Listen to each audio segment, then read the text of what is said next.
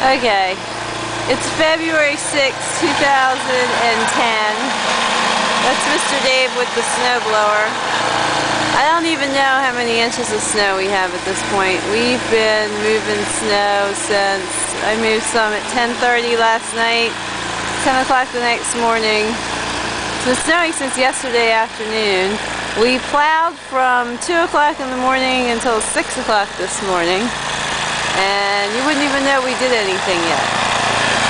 So Dave still has the snow blower, and this is like the third time we've gone down the path.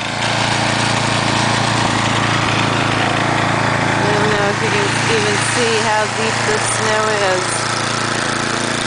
I've never seen anything like it. They say it might be about 28 or 30 inches. But it's an awful lot of snow.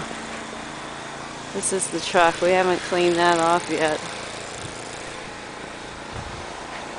There's just mountains and mountains of snow everywhere.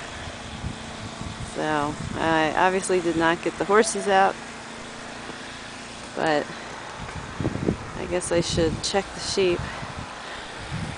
There's just snow, snow, snow everywhere.